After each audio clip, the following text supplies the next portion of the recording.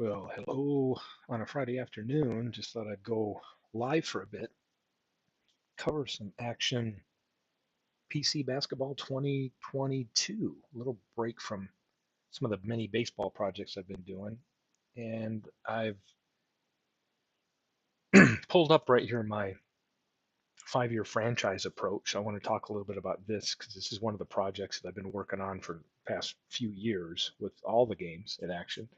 But also going to highlight my all-time greats file I'm putting together, and then some play testing that I've done with a topic that comes up quite a bit with people playing action basketball that worry about doing some all-time great projects and mixing pre 3 point era and post 3 point era. So we'll share my thoughts and some insight on some testing that I've done and how the game handles cross era play for pre and post 3 point. Um, I think the game does a really great job of that.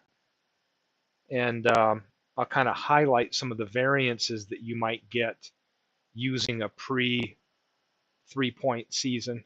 Pick 1973, 74 to do some trial runs. But first I thought and then I may just fire up a game and play a quarter or whatever and kind of highlight some of the gameplay for people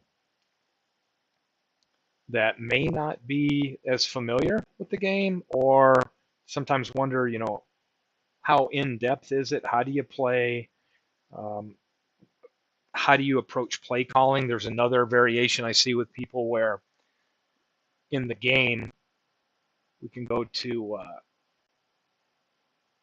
setup here and look at game preferences.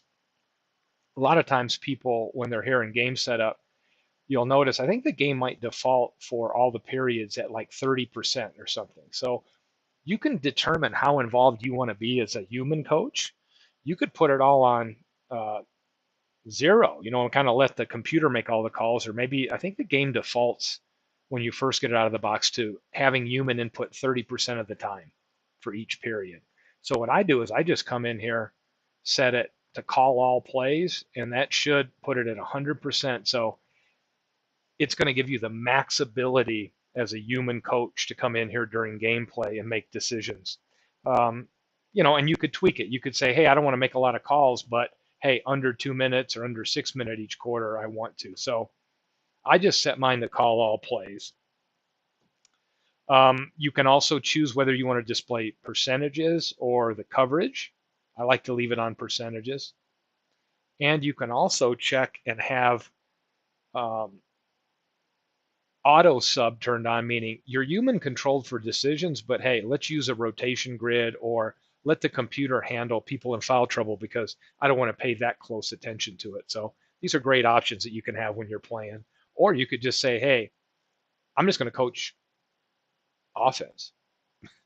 And that way the computer can handle both defenses. I'm going to do offense for each team. So some good variation up here to figure out how involved you want to be. I typically call all my plays and enjoy that, and we can talk through that. Game screen, we've got some choices here where you can go full court or half court. I go back and forth with what I like. I've been in here kind of setting up how I want, my player photos to display, good stuff like that. Hey, welcome Beatles. I'm just coming on here to show off a little bit of some of the projects I'm working and talk about some of the testing I've done because one of the things that happens, and it's similar with baseball, right? Or football or any of the games is how do you mix teams of different eras? And the real big issue with basketball is always the 3 point line came in 1979-80 season. And how do you handle a team that was in a 3 point era playing against a team that wasn't? And what if you turn 3 pointers on? There were no recorded 3 point data for, pre 1979 season. How does the game do it? Game does an incredible job at it. And I'm going to show off some of that now.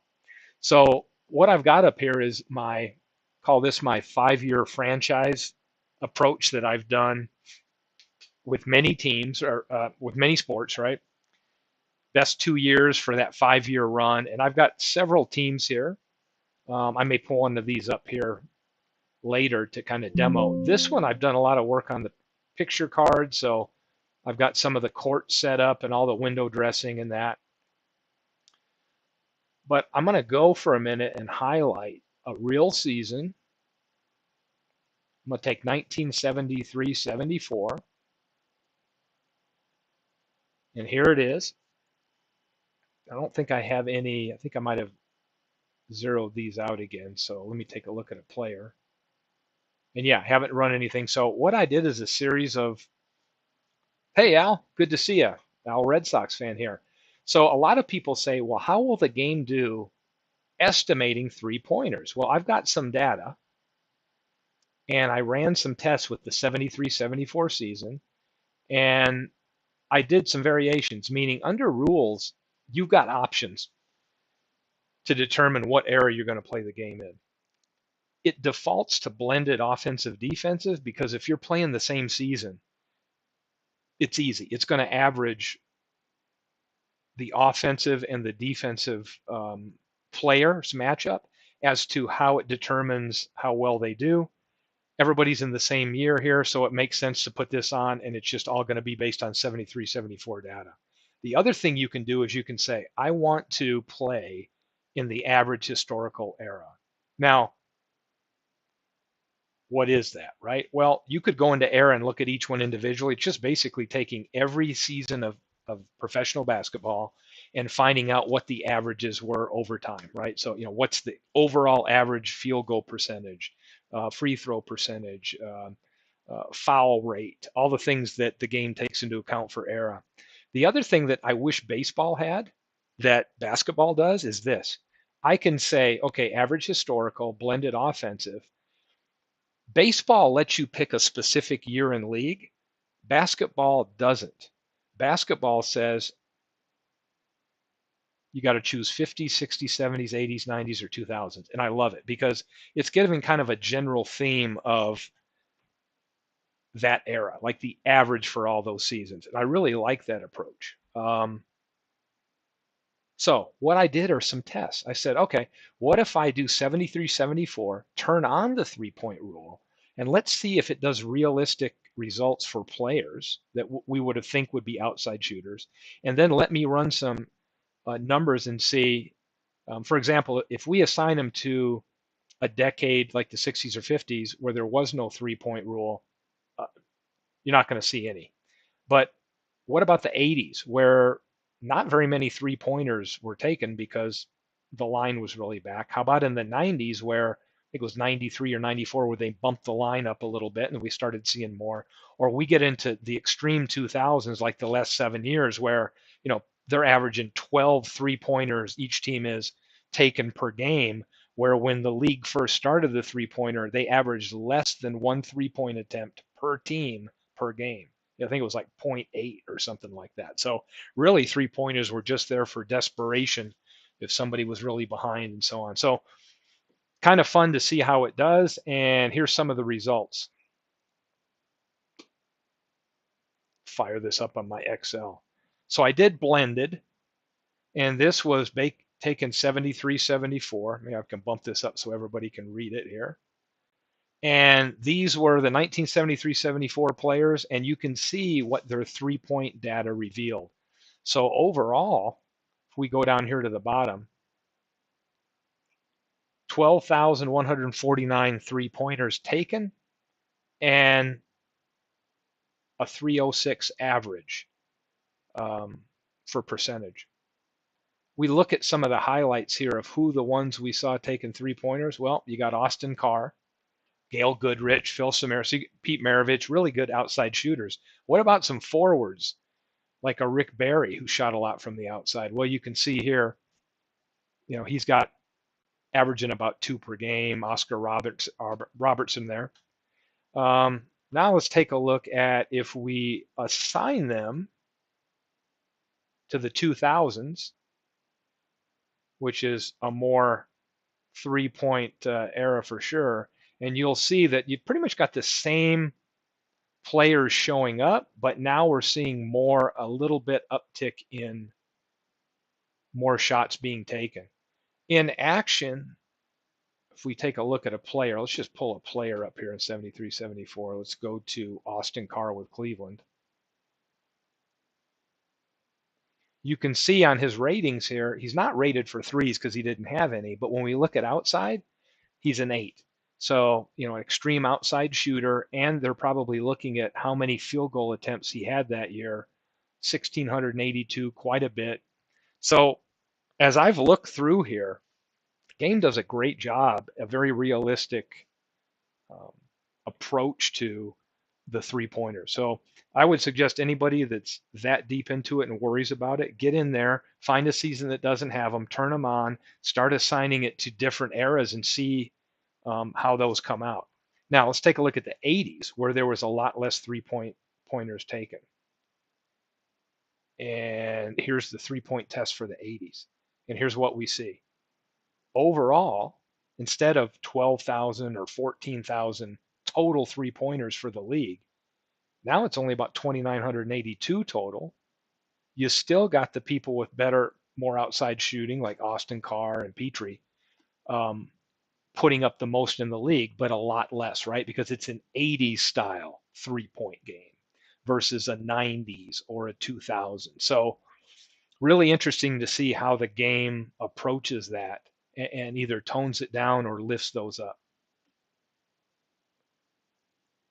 What I found is the game will utilize their 3-point, meaning this is how often they are open to take 3-point shots.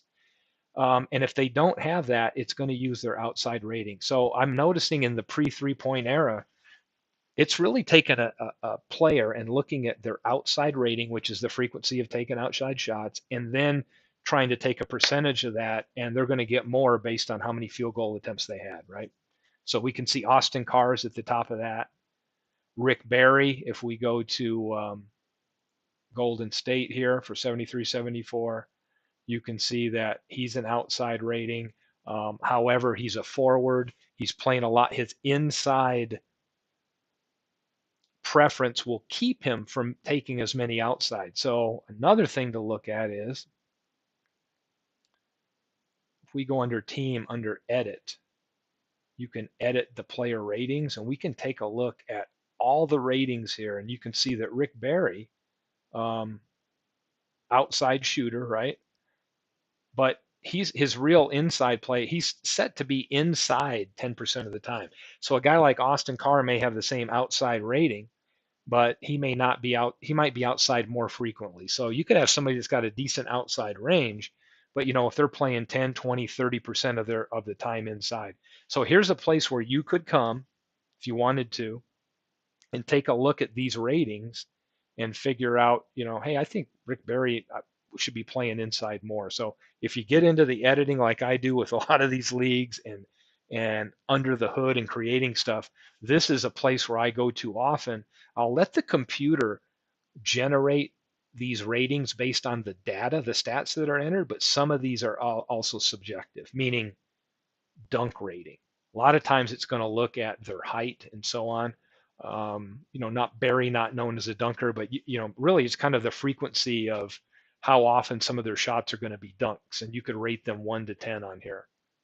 Guy like Daryl Dawkins being a 10, for example. The other thing it does is it creates a clutch rating for them, and you could come in here and manually tweak that. Durability is pretty much just based on minutes played in the games, looking at how many they missed. And the offensive rebound ratings and all that. Most of these are determined by the actual stats.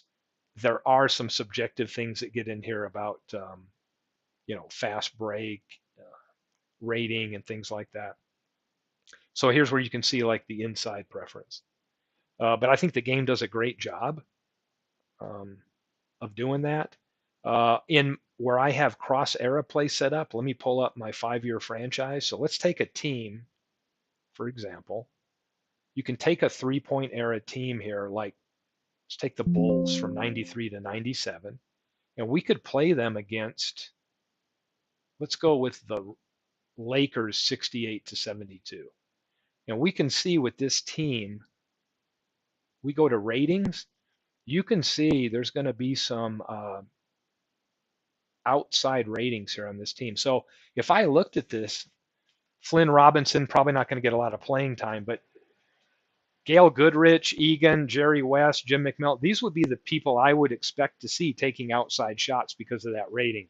So let's run a game here and see how does the game handle three-pointers turned on. And I'll run a quick sim here with this. Do an exhibition game, take Chicago at home. And again, these are teams where I've taken like a 5-year run and then average players their best 2 consecutive years, like I've done with my baseball project and my football project. Um, haven't really added any more teams here in many, many months because I've been so focused on baseball. But let's take that Laker team. Oh, got to go back one more. It would be 70. Let's go to the 68 to 72 Laker team. 93 to 97 Chicago. We can just pick a day. Let's go play. And I'm just going to do a quick sim, computer versus computer. You can see right here that under rules, we won't be able to change it here, but under rules up here on the big screen, I have 3-point shot turned on, right? I don't have to play with 3-point shot, but I do have it turned on. So here we go. We ran the game, 115 to 95 win for Chicago. Let's take a look at kind of the game story here. What happened? Let's take a look at player statistics, and you can see right away that hey, 24 3-pointers were put up by Los Angeles. So, and who put them up? Jerry West, Goodrich, Baylor, who was lofted a lot of outside shots himself. Jim McMillan was 1 for 1. So, it does a really good job. It doesn't have Chamberlain hoisting up, 5 3-pointers a game, which wasn't his kind of basketball. So it does a really good job of realistically portraying that within the game engine. So if I take a look here at Chicago, they put up 22, Pippen launched some, Jordan some. So just an example of how the game engine takes into account and does a really good job, in my opinion, of letting these teams compete cross era. Let's run another one. This time, let's take an early team. How about Boston, 64 to 68, and let's take another 3-point team against them. We could take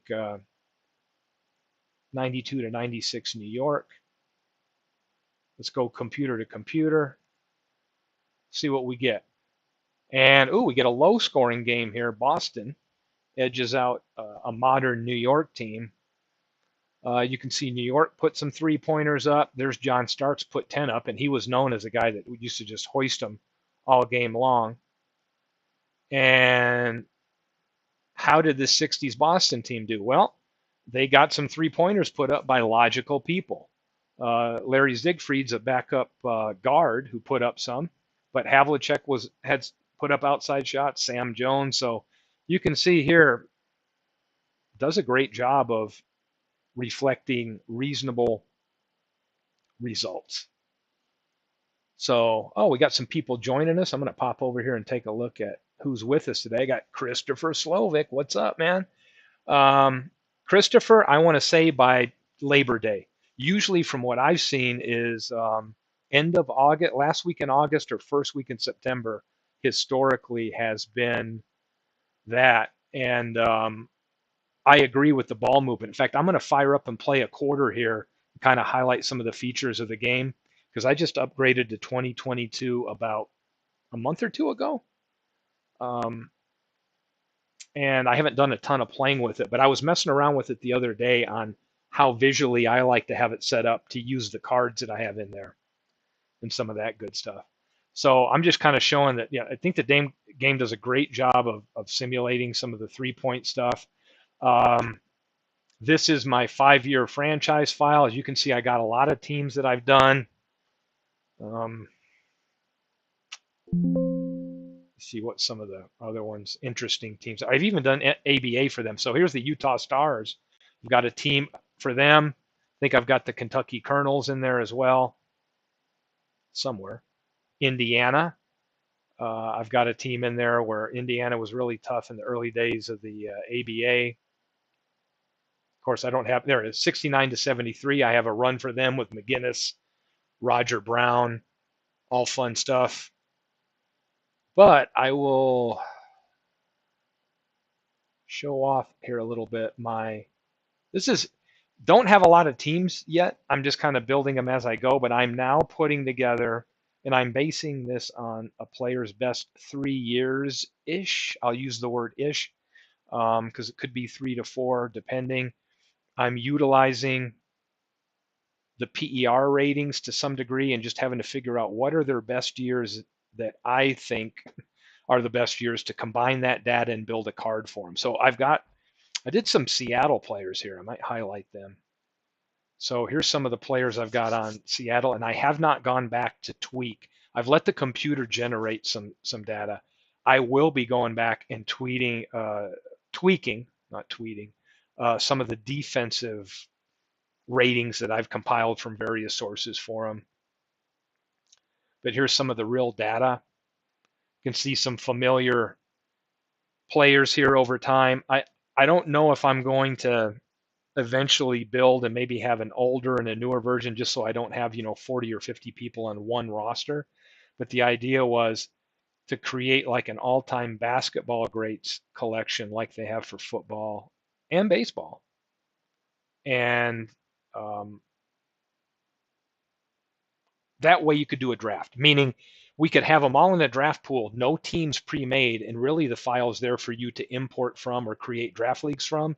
But I'd also like to have an option like this where if somebody wanted to come in and say, let me look at all the files you got on your file here, Steve, and get them categorized by team. So I'm putting them on the team they had the most games played with for the years I'm using. So you can see here like a Lonnie Shelton, for example, played with the Knicks.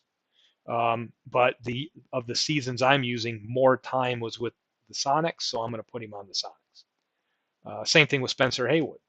I had some of his better years early, stuff like that. So here's Spencer Haywood, pretty good card, averaging 26 points a game. Chris is asking about settings. Let me take a look. Let me fire up a game and play a quarter. My 5-year franchise rules, here's what I had it set up.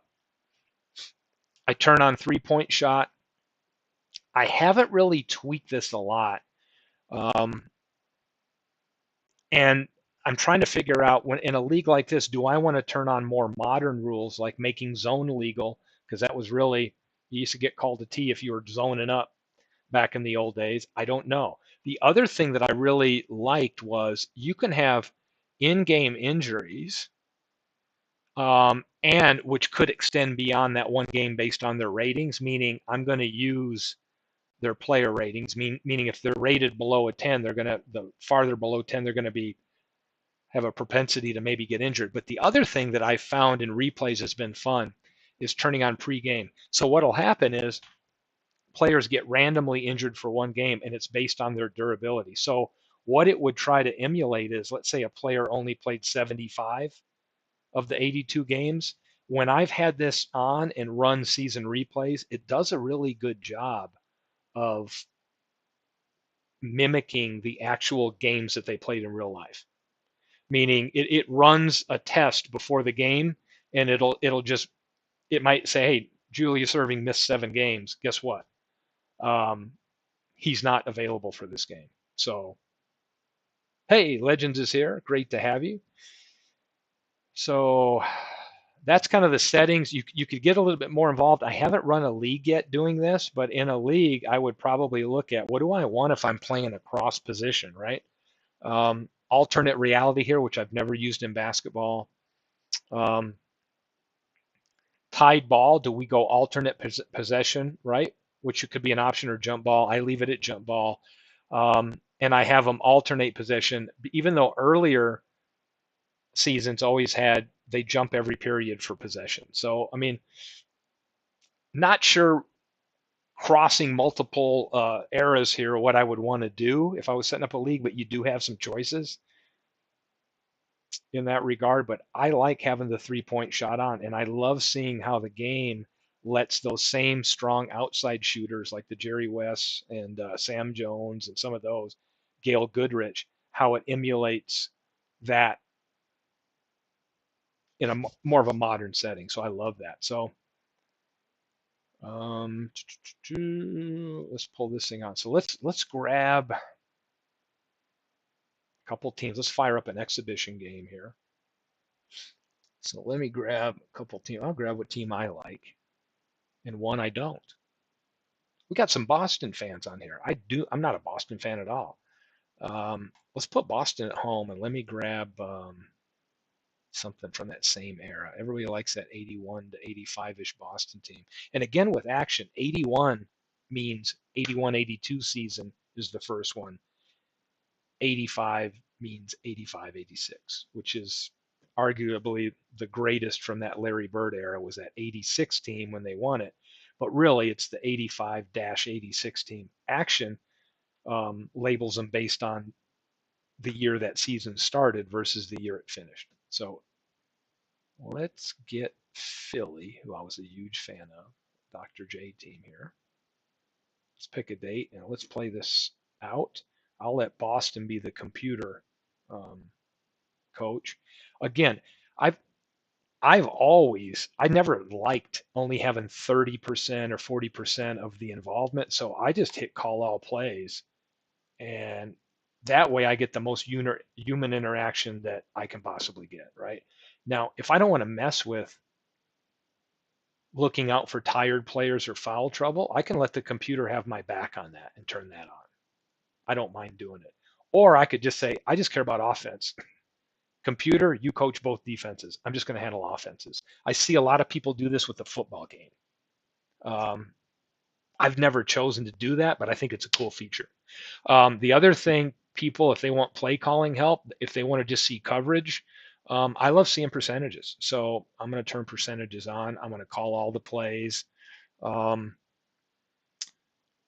I don't want to play it on a neutral court, so I'm going to let Boston have a home court advantage here, let the computer control them. I can go over here in game screen. I'm going to start on full court, and then I'll toggle back and forth and kind of show you what I've settled on. I haven't noticed that the player displays, that this makes a ton of difference. It's just the actual display that goes along with the photo. So I can kind of toggle this and show this. I can set a lot of the stuff here that I want. I like to play with a faster play-by-play and less of a pause. It's just me. I like to keep it moving. Graphics and sound. I've got the video chalkboard set really close to fast, and we'll see how that is. And same thing with half-court ball movement. So like to have the green ball, which highlights if it goes through the net. This is an area that I think Action's made some progress, but best game so far is baseball in their chalkboard. Football's getting better. This is an area I'm excited in 2023 to see what Action does to enhance the flow, right? Like that visual flow in the game. I've not really messed with the narrator except on introductions. I didn't care for it. I may dig into here a little bit later, but I've got the narration shut off on that, so I'm not even using it. Sound effects, I think I've got some of them turned down a little bit. We'll see if it's not too obnoxious for a broadcast, right? And I don't really have any custom sounds going on. And I am going to use player photos, so let's go ahead and start it up with these settings. Miscellaneous. Do I want to use team nickname, my team? Some of these are a little bit different, and I can choose to have things like automatically have the box score come up after the game and put in game score and plus or minus. So let's take a look at how things go here. So here's what I'm presented with at the start of the game. Yeah, Beatles is definitely a homer for baseball. And it doesn't matter. He loves action. I know that. But the nice thing about Beatles variety is he provides, even though he's baseball focused, he does provide a variety on his channel, which I like, which is he highlights baseball, but utilizing various games, whether that's APBA, whether it's MLB The Show now, Out of the Park Baseball, action. So to me, I'm all about variety. And even though he's a one sport fan, he still gets in the variety of projects and the different game engine that he uses. So love it. I like the 3-point and the Legends League because they don't overuse it. Opens up the game. I agree. Uh, uh, Chris Slovik's making that comment. I really agree. And you know what? I'm going to try some of the CPU versus CPU action because I have not actually sat back in full spectator mode on that. So that might be something to mess around with here. But let me kick off. So right here, I could make changes. I could enter. I could start saying, hey, auto sub when they're tired, whatever. These are the settings. I like the players I'm going to go with, so I'm just going to turn that off. And let's go with continue and see what we get. Yes, I know we're 3 over the limit. Who cares? Let's go. Getting some short introductions over here in the play-by-play. I don't know how this looks. I'm on a 16:10 monitor that I actually love. It's my brand new monitor. It's a 38-inch, and I'm loving this thing. So it's probably got bars on the top and bottom because it's a 16:10 format. One thing I'd love to see in the game, I would love to be able to come in here right now and drag and customize this center court. Like if I wanted to take the Philly over here and the Boston information, I'd love to be able to maybe shrink those and in the game on the fly customize some of the box size and all that. That would be an improvement. But so here we go. I'm in human control. I got my first decision right here, right? Looks like Parrish got the ball, missed a jumper. I can read that over here, and I get a little bit of the format. I have chosen not to turn on the player box that shows their ratings. I'm just going with the visual of the photo cards I have. Because when they have it, I can still get information from them in different areas. It's just a choice I have myself. So here I go. So I'm on defense. So I know Johnson's got the ball out here. Passes the ball back out to Johnson, right? I can see Bird has it beyond the arc. I got Irving on him. And from here, I can choose to play loose if I'm worried about a drive, right? Tight if I want to double team or even foul. And if I want help, this gives me an option to kind of globally assign some things right here. I'm just going to stay normal because I find in basketball there's so many options. You can outsmart yourself by getting too strategic. Just my opinion. I've played a ton of games in this game since it first came out, head-to-head, and I played against a computer.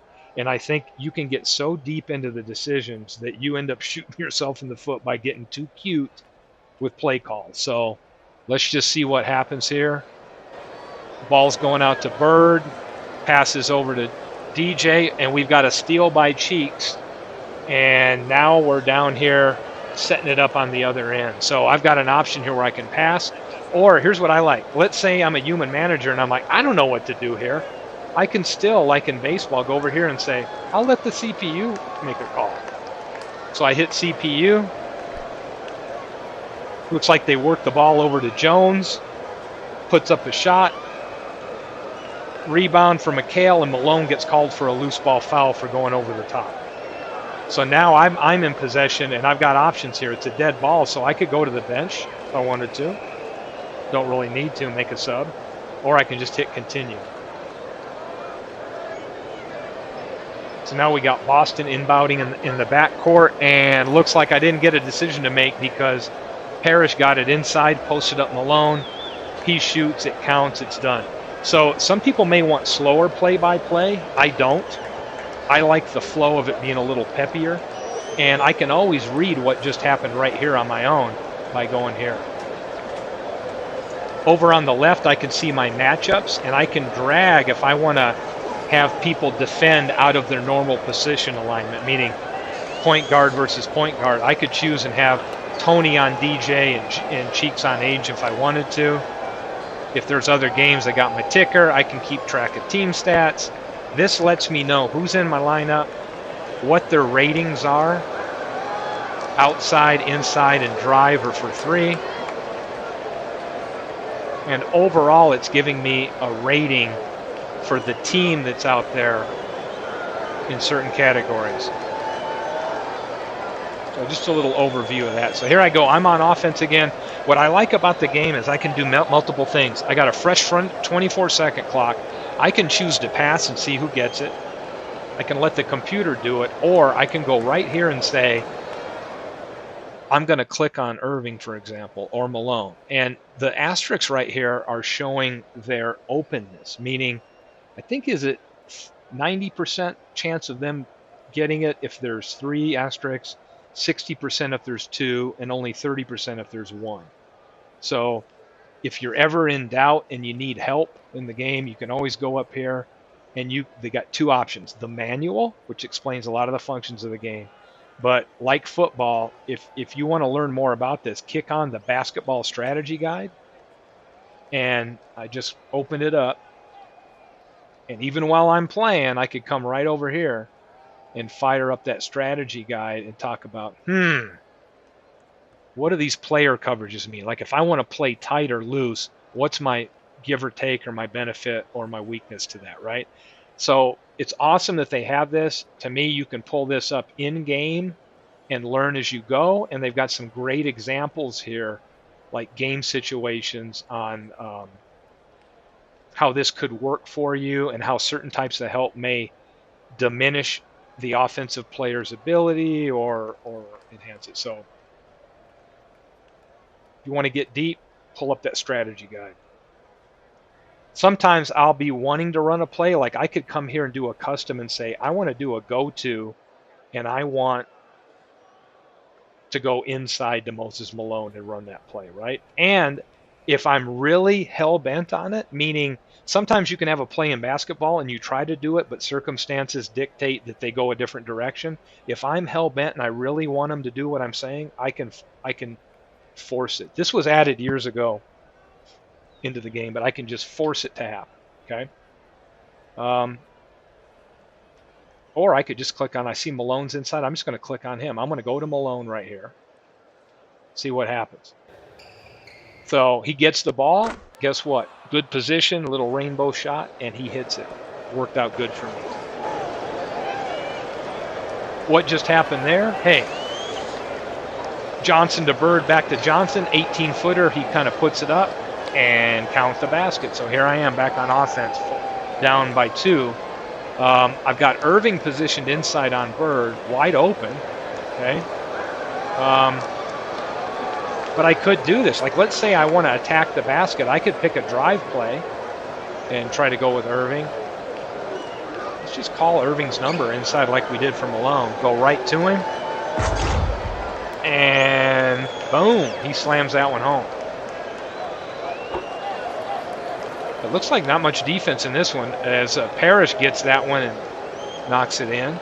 Got Bobby Jones and Malone really open. But let's say I might want to focus on a player. I could always say, okay, let's go to Tony. Let's see how this works. 2 defenders to contend with. He takes it, makes a shot, goes in. So shots are falling here right now.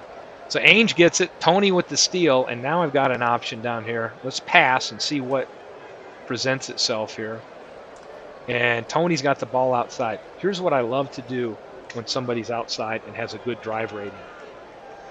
I don't know, I don't have any empirical data on this, but I always have a good feeling. I like to take advantage of drive because it seems like I can drive to the hoop, get a good shot off if they've got a decent drive rating. Good chance of getting fouled, right? I don't want to drive every time I've got the ball, but if I've got somebody like this and Tony's outside, let's drive. Let's see what he does. Shows and goals, finger rolls. He beat his man. Makes the play. That turned out good. So the types of shot that you take can make a lot in this game. So let's see what happens. So they missed their shot. Irving got a rebound, and you can see I have the chalkboard fast. I can slow that down a little bit under options. I've got this on. I can go down to setup, go to my graphics and sound, and let's say full court. Maybe I'll slow it down just a notch. play-by-play, I could slow that down just a couple notches. Here we go. Let's pass again. Let's see what presents itself here. So we got 16 seconds left on the clock. Malone's got the ball inside, and I've got an option. I can let him pass to somebody else, I can let him shoot, or I could try to call a design play based off of inside, outside, drive, go to, things like that. I'm just going to let him shoot. It's a good spot to be. So he's at point blank range. Off the rim, he missed it. Hustling. Jones comes out of that. So what do I want to do? I want Jones to go back up with the ball. No, I think I'm going to let him pass. Let's set up the offense here. So we got a fresh 24 as that ball hit the rim. And here we go. We've got two people, Tony and Irving, that are wide open.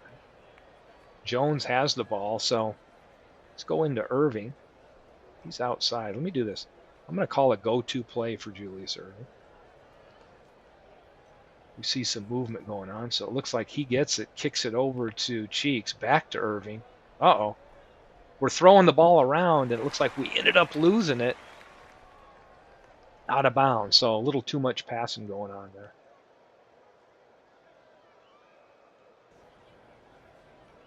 And here we go. Normal. Now I got a defensive, so let's take a look. Who have I got? I got Parrish has the ball inside. Let's do some strong help inside. See what happens. And Parrish goes to pass it. Jones steals it, able to get that, and now we're down on the other end. So one thing I like about this game too, I really like the full court view here. I wish I could drag it and have the court be bigger and the Boston info here smaller, right? And maybe that's because I've got such a wide and ultra wide screen, so that proportion looks a little off, but I'd love to be able to customize that more. But I can go in here and say switch to half court, which is wonderful. Now we go to half court. Now, the one thing I haven't loaded in for this game is a nice customized Celtic court that really lines up well. So this is just a generic look. So that's something I need to do. If I'm going to play around and go half court back and forth, that would be an upgrade for me right here. So let's pass, give it a chance to get settled here. Shoot with Malone. He puts it up. And he makes it. But you can see a little bit off on alignment there with the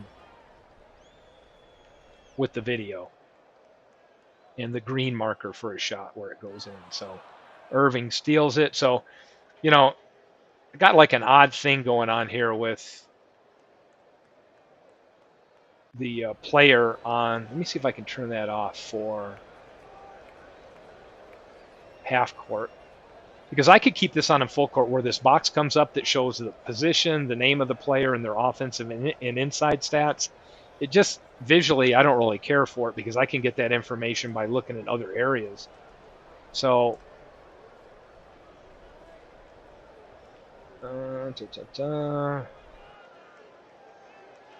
so full court, so half court. Doesn't give me the option to shut them off. Maybe I could put it on very small. See what that does. And it just shrinks down that box. But, you know, you can see the player cards a little bit better, and some people may like that, just kind of like in football where you have horizontal or the vertical view. You get like a bigger image, but for some reason, I think I've really gone around to where I like the full court option here. I like seeing the full court and where everybody's positioned. And I could, in the setup for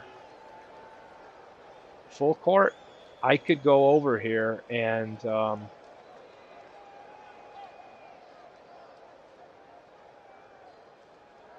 to think where I change that.